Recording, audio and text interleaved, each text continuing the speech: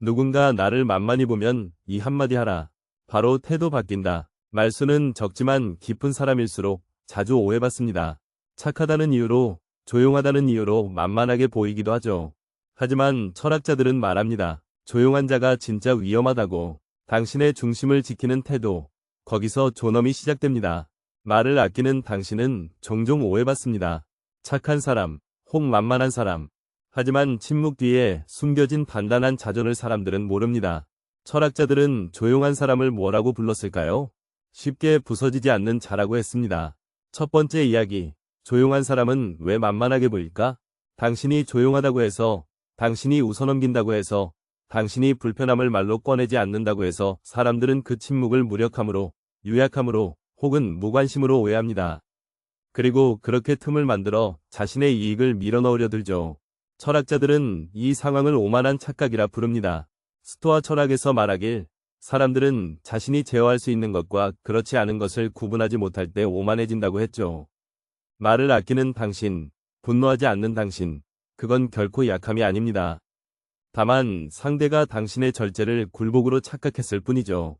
어떤 날은 직장에서 후배가 당신의 말끝을 끊고, 친구가 당신의 의견을 가볍게 넘기며, 가족조차도 당신의 감정을 묻지 않은 채 말을 몰아갈 때, 당신은 문득 생각합니다. 내가 너무 조용했나? 그래서 날 이렇게 만만하게 보나? 아리스토텔레스는 말했습니다. 침묵이란 바람과 같다고. 흔들릴 수는 있어도 방향은 잃지 않는 법이라고요. 그 침묵 안에는 수없이 하고 싶은 말, 삼켜낸 감정, 필요한 절제들이 겹겹이 쌓여 있습니다. 그리고 그 무게는 가벼운 말 몇 마디로 무너지지 않죠. 철학은 우리에게 말합니다. 사람의 진짜 무게는 말이 아니라 반응에 있다. 그러니 만약 누군가가 당신을 시험하듯 나를 세우고 억지 웃음을 요구하고 의견을 무시하며 넌 괜찮잖아라고 말할 때 그때 당신은 속으로 이렇게 말해도 좋습니다. 나는 조용하지만 기억은 정확해. 나는 물러났지만 잊지 않았어. 나는 착하지만 바보는 아니야. 칸트는 존엄이란 타인에게서 얻는 게 아니라 스스로를 대하는 태도에서 시작된다고 말했습니다. 당신이 스스로를 존중하는 방식으로 침묵을 선택했다면 그건 방어가 아니라 품격입니다. 말을 아끼는 당신, 사람들은 늦게 알아차리겠지만 결국은 인정하게 될 겁니다. 그 사람은 말보다 단단한 분위기를 지닌 사람이라고요. 두 번째 이야기, 말하지 않는다는 건 아무것도 모른다는 뜻이 아니다. 어느 날 식탁 너머에서 가족들이 묻지 않은 조언을 던지고 회의 자리에서 누군가 당신의 침묵을 불편해하며 묻습니다. 왜 가만히 있어요? 뭘 생각하는지 모르겠어요. 그 말은 사실 이렇게 들리기도 하죠.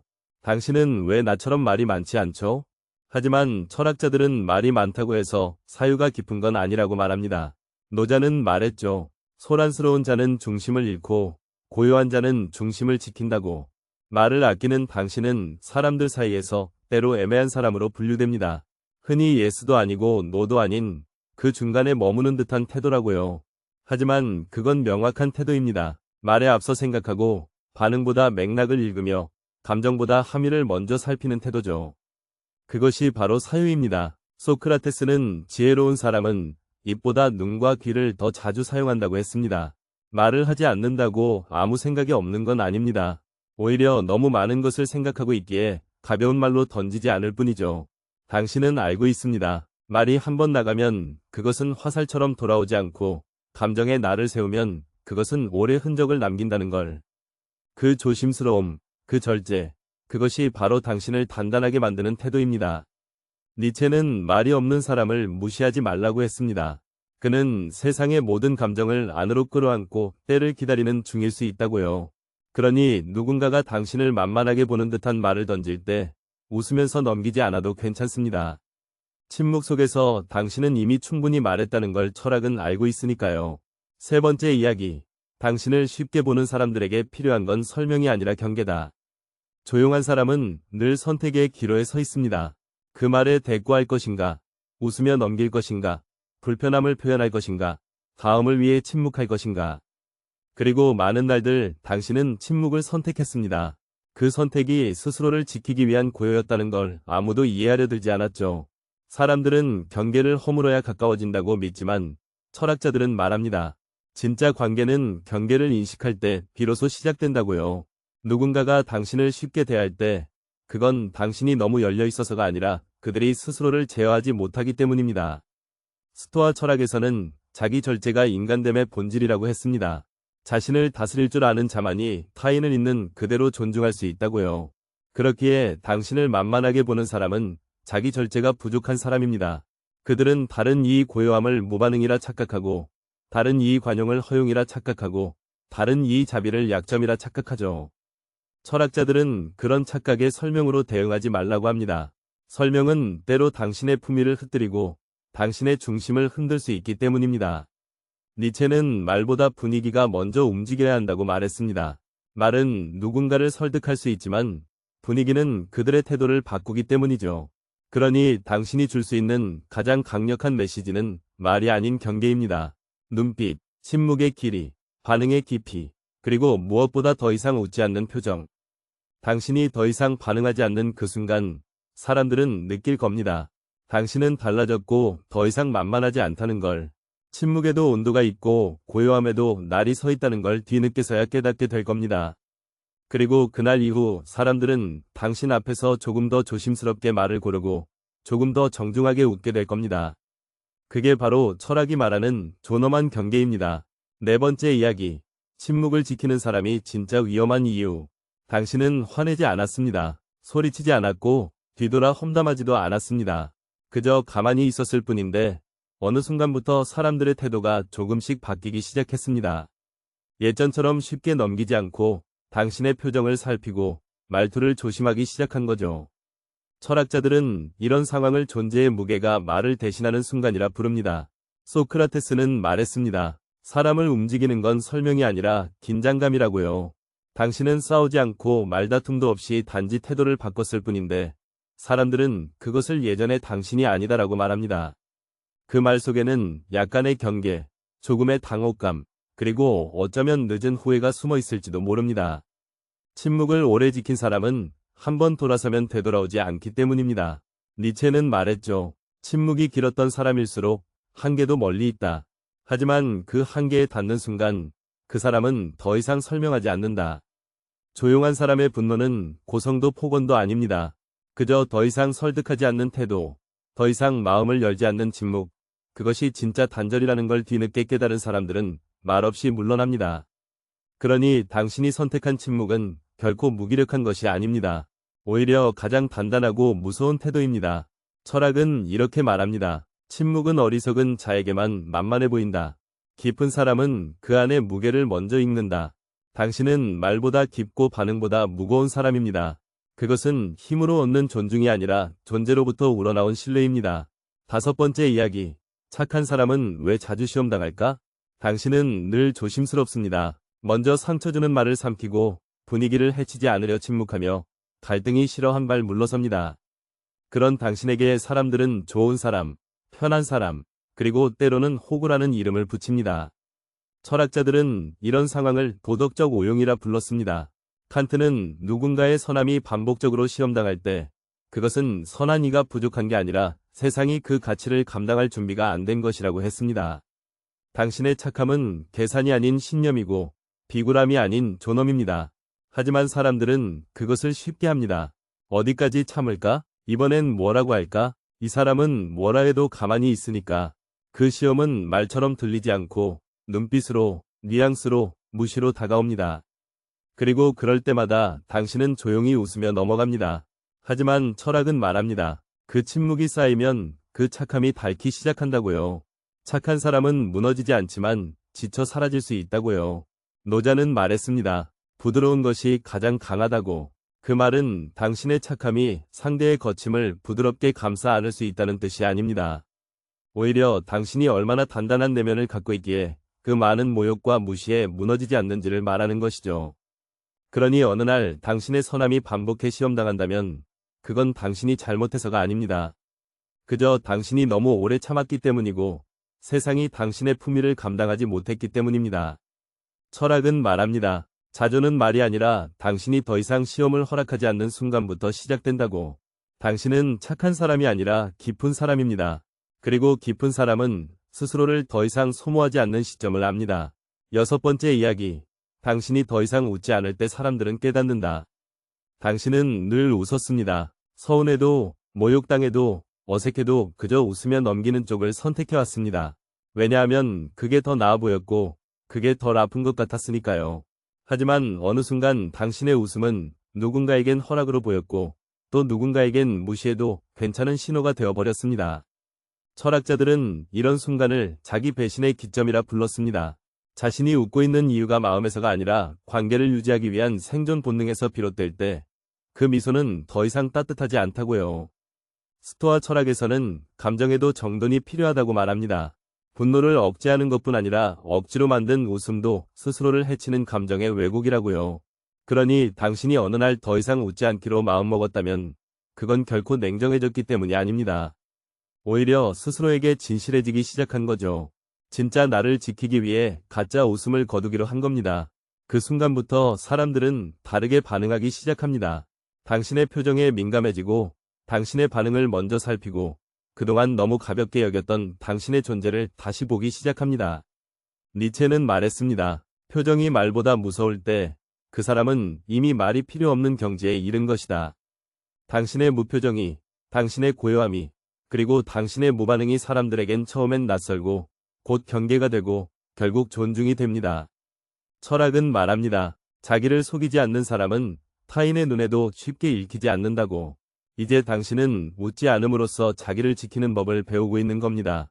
그건 결코 차가운 사람이 되는 것이 아닙니다. 단지 당신을 너무 오래 가볍게 여긴 사람들에게 이제 그만하라고 말없이 말하는 방식일 뿐입니다. 7번째 이야기. 말을 아낀다는 건 가장 큰 경고다.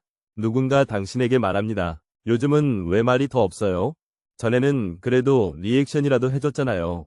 그 말 속에는 당신의 침묵을 견디지 못하는 조급함이 숨어 있습니다. 당신은 알죠. 말이 줄어든 건 할 말이 없어서가 아니라 더는 말해봤자 소용이 없다는 걸 알게 되었기 때문입니다. 철학자들은 말을 줄인다는 건 감정을 닫는 게 아니라 스스로를 보호하는 최소한의 울타리를 세우는 행위라고 말합니다. 칸트는 말했습니다. 설명은 상처받은 이의 마지막 배려이며 침묵은 더 이상 기대하지 않는 이의 결단이다. 당신은 지금 단절을 선언하는 것이 아니라 선의로 쌓은 벽이 너무 자주 무너졌기에 다시 그 기초부터 단단히 쌓고 있는 중입니다. 말을 아끼는 사람은 관계를 단절하려는 게 아닙니다. 다만 그 관계에 자신이 얼마나 다쳤는지를 조용히 그러나 분명히 보여주는 중입니다. 스토아 철학은 말합니다. 침묵은 무기이자 방패다. 때로 그것은 상대에게 나는 다 알고 있다는 가장 조용한 경고가 된다. 당신은 지금 상대가 놓친 예의를 정리하고 있고 무시당한 말들을 마음속에서 조용히 정리하는 중입니다. 그 침묵은 폭발이 아니라 정돈이고 단절이 아니라 회복입니다.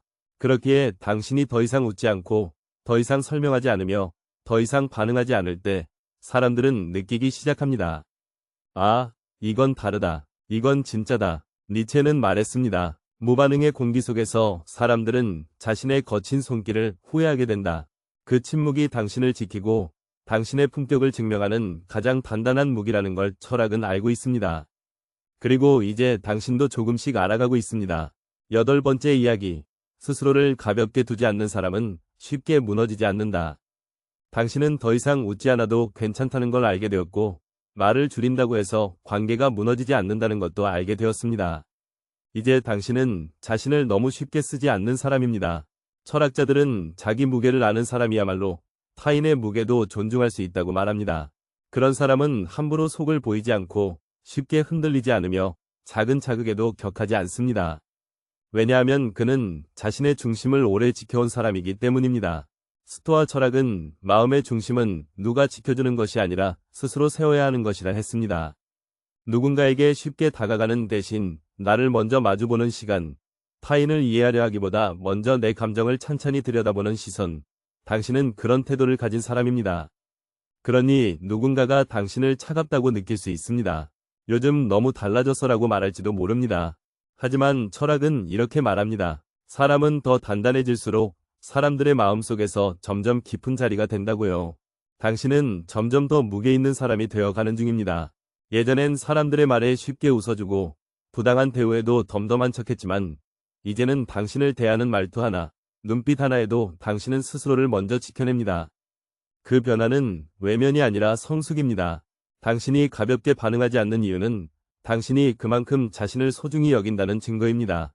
노자는 말했습니다. 물을 얕보는 자는 끝내 물에 빠지고 고요를 무시한 자는 결국 그 깊이에 사라진다. 당신은 고요한 사람입니다. 쉽게 들뜨지 않고 쉽게 허락하지 않으며 쉽게 흔들리지 않는, 그리고 그 고요 속에서 당신은 점점 더 단단해지고 있습니다. 사람들은 이제야 깨닫습니다. 당신은 처음부터 만만한 사람이 아니었다고. 다만 너무 오래 배려한 사람이었다고. 9번째 이야기. 결국 사람들은 당신이 아닌 자신을 무시했던 것이다. 그 사람은 원래 그래. 항상 조용하고 다 이해해주는 사람이지. 당신을 그렇게 말하는 사람들은 정말 당신을 이해하고 있는 걸까요? 아니면 당신의 침묵을 자기 편의대로 해석하고 있는 걸까요? 철학자들은 말합니다. 진짜 오해는 타인을 잘못 보는 게 아니라 자신을 과하게 믿는 데서 시작된다고요. 당신이 참는 동안 그들은 자신이 옳다고 착각했고, 당신이 침묵할수록 그들은 자신이 더 강하다고 믿었습니다. 하지만 결국 그들이 무시한 것은 당신이 아니라 당신 앞에 선 자기 자신이었습니다. 스토아 철학은 강조합니다. 타인을 존중하지 못하는 사람은 결국 자기 내면의 혼란을 타인에게 투사한다고요. 무시하는 사람은 사실 두려워하는 사람입니다. 자신이 언제 무너질지 모르는 불안이 그들을 거칠게 만들고 그 불안의 방향이 당신에게 향한 것뿐입니다. 그러니 당신은 억울해하지 않아도 됩니다. 그들이 모욕한 것은 사실 당신이 아니라 자신의 미성숙이었으니까요. 니체는 말했습니다. 무례한 자는 타인을 얕본 것이 아니라 스스로의 경계를 무너뜨린 자다. 당신은 처음부터 그들의 오해에 갇힌 존재가 아니었습니다. 단지 그들의 기준으로는 이해되지 않는 깊이를 지닌 사람이었을 뿐. 사람들은 말합니다. 그 사람 요즘 달라졌어. 하지만 진실은 이렇습니다. 당신은 달라진 게 아닙니다. 단지 스스로의 깊이를 더는 숨기지 않기로 결정한 겁니다. 이제 사람들은 압니다. 당신 앞에서 함부로 말할 수 없고 당신을 가볍게 판단할 수 없다는 것을. 철학은 말합니다. 존엄은 타인의 시선이 아니라 자기 인식에서 시작된다고. 당신은 더 이상 오해받지 않아야 할 사람이 아니라 당연히 존중받아야 할 사람입니다.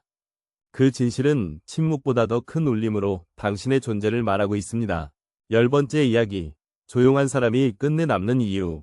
세상은 크게 말하는 사람을 주목하고 먼저 말하는 사람을 기억하며 확신에 찬 말투를 강함으로 오해합니다. 그러나 철학자들은 늘 고요한 이들의 편에 있었습니다. 소크라테스는 가장 단단한 사람은 소람보다 사유를 먼저 선택하는 사람이라 말했고, 니체는 가장 위험한 사람은 웃지 않는 자가 아니라 속내를 함부로 꺼내지 않는 자라 말했습니다. 당신은 그런 사람입니다. 조용하지만 관찰하고 있고 겉으로는 물러선 듯 보여도 사실 누구보다 명확하게 중심을 지키고 있는 사람. 그런 사람은 세상에서 가장 늦게 인정받지만 가장 오래 살아남습니다. 왜냐하면 그는 자기 말에 책임을 지고 자기 감정에 함부로 휘둘리지 않으며 자기 무게를 남에게 전가하지 않기 때문입니다. 노자는 말했습니다. 가벼운 것이 먼저 떠오르나 무거운 것이 끝내 바닥을 지킨다. 세상은 말 많고 요란한 이들을 기억하는 듯 보이지만 결국 삶의 진짜 균형은 고요하고 단단한 이들의 손에 남습니다. 당신이 받은 오해들, 참아낸 무례들, 웃으며 넘긴 상처들, 그 모든 것은 지금의 당신을 만들었습니다. 이제는 사람들도 압니다. 당신이 왜 그토록 말을 아꼈는지, 왜 그토록 쉽게 웃지 않았는지, 왜 끝까지 침묵으로 대응했는지. 그건 당신이 약해서가 아니라 당신 안에 흐르는 철학이 쉽게 흔들리지 않도록 당신 스스로를 지켜낸 방식이었기 때문입니다. 철학은 마지막에 말합니다. 조용한 사람은 사라지는 것이 아니라 깊어지는 것이다. 당신은 점점 더 말보다 무거운 사람으로 남게 될 것입니다. 그리고 그것이야말로 진짜 존엄이라는 이름의 삶입니다. 지금까지 만만해 보인다는 이유로 상처받았던 당신에게 철학이 건네는 조용한 위로였습니다. 사람들이 쉽게 보았던 당신의 고요는 사실 가장 단단한 힘이었습니다. 이제는 침묵으로도 당신의 무게가 느껴지기를 바랍니다.